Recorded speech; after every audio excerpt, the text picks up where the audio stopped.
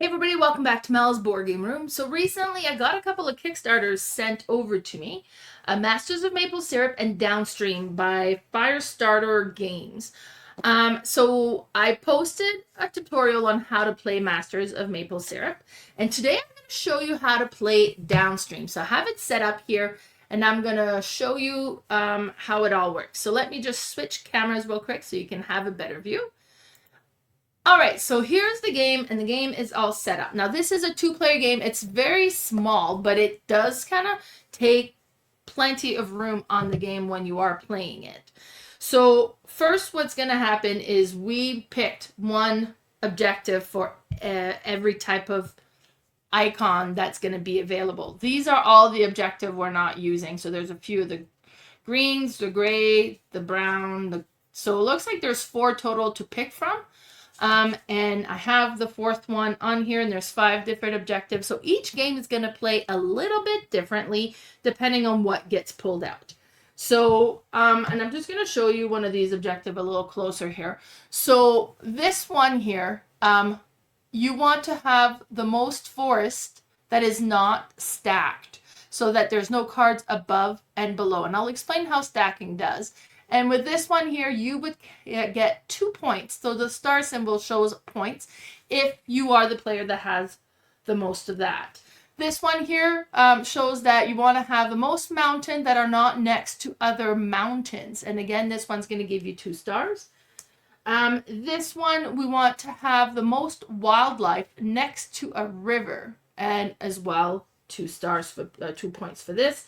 This one here is most campsite, neither next to or nor stacked with wildlife. So we want to be camping without having to worry about bear attacks, I guess.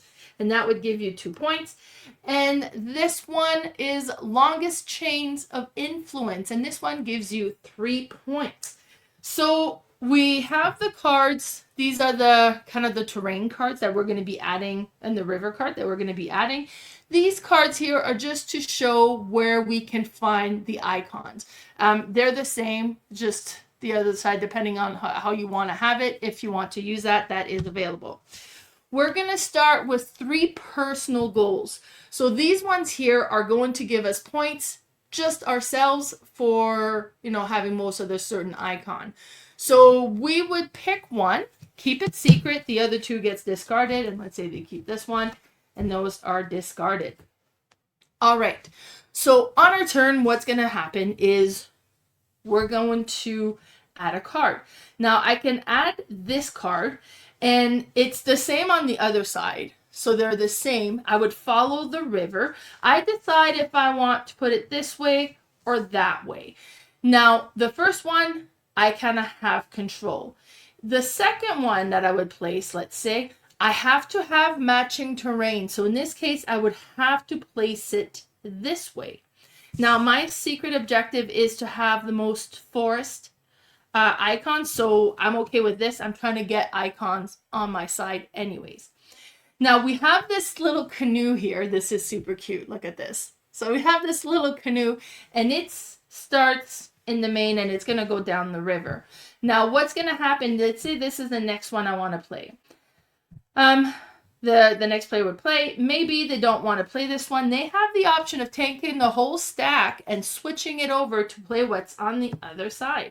So let's say they decided to. Now once you flip it over, you cannot flip back. And they've done this. Now, every time you flip the deck over, the canoe moves down the river 1 space. Now, this is important because every time we add cards to our river, it needs to be at the same location as the canoe or downstream. So as the canoe moves forward, I can no longer play cards over here. Because one other thing we can do, let's say I had moved over, and I get this card, I do have the option of tucking the card underneath matching terrain. I can do this as long as I'm, at the canoe or lower, that there is not matching symbols. I can't have more than the same symbol on my side here. And then that's the main rule. Now, some of the cards, I haven't seen, I'll show it, this one here. Some of the cards have like the river branch out. So I wouldn't be able to tuck in under this one either. Now this one, I would have to play, well, I could play it this way or that way. So maybe I would want to play it that way if I want to continue but maybe, and I can't play it this way because I don't have a matching terrain this way. So I would have to play it this way. I could go this way. It doesn't matter that these terrains don't match because these ones on this side does, right? So that would be an option. So let's say I'm doing that because, you know, I'm seeing and I want to have forest on my side possibly. And that's how it would go. Now, some of the cards, and then let's see if I can show you. Man. Okay, there we go. So some of the cards will have this icon, and this just means it gives you a bonus points at the end of the game if this icon is on your side.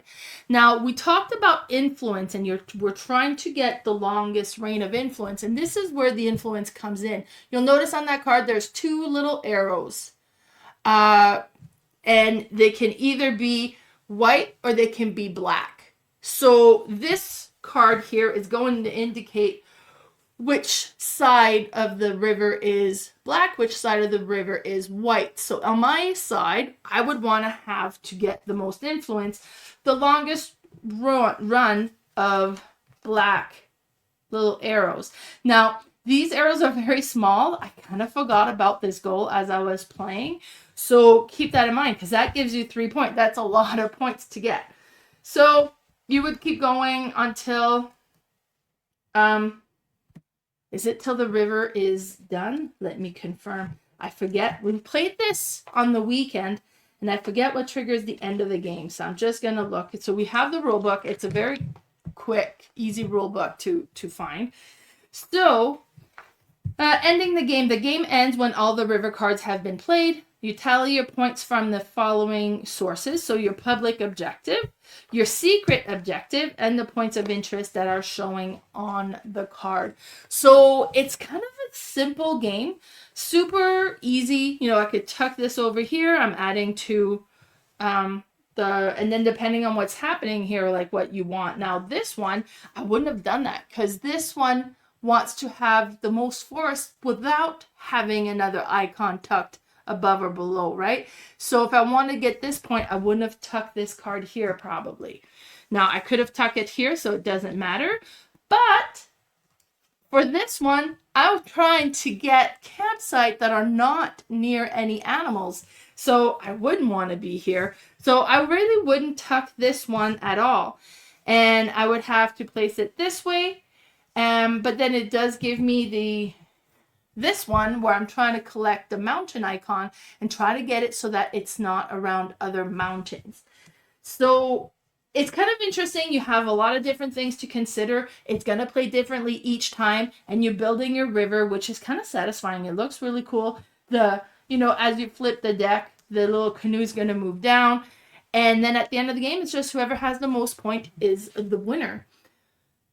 So that was a quick review of how to play Downstream. It plays fairly quickly.